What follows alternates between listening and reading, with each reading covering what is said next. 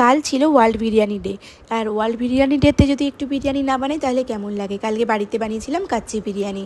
Chicken 1 KG, কোচানো পেঁয়াজ, কাঁচা লঙ্কা, শুকনো লঙ্কা, গোটা গরম মশলা, জায়ফল, জয়িত্রী, তেজপাতা, লঙ্কার গুঁড়ো, হলুদ গুঁড়ো একদম অল্প, জিরের গুঁড়ো, আর এখানে বাড়ির তৈরি বিরিয়ানি মশলা, গুঁড়ো দুধ, নুন, আদা রসুন বাটা আর সর্ষের তেল দিয়ে ভালো করে মাংসটাকে ম্যারিনেট করে নিলাম। এরপর গ্যাস জ্বালিয়ে দিয়ে এরপর অ্যাড করে নিচ্ছি এখানে গরম মশলার গুঁড়ো আর আলুটা কিন্তু একদম অপশনাল, তোমরা চাইলে নাও করতে পারো।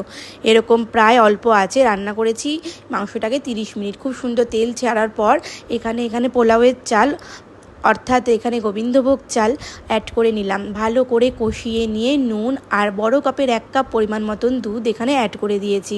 অবশ্যই কিন্তু এখানে গোটা গোলমরিচও দিয়েছিলাম, বলতে হয়তো ভুলে গেছি। একদম সামান্য একটুখানি মিঠা আতর অ্যাড করে নিয়েছি। আর হলো এখানে বেরেস্তা দিয়ে দিচ্ছি আর পরিমাণ মতন গরম জল। অবশ্যই কাচ্চি বিরিয়ানিতে কিন্তু গরম জল ব্যবহার করতে হবে।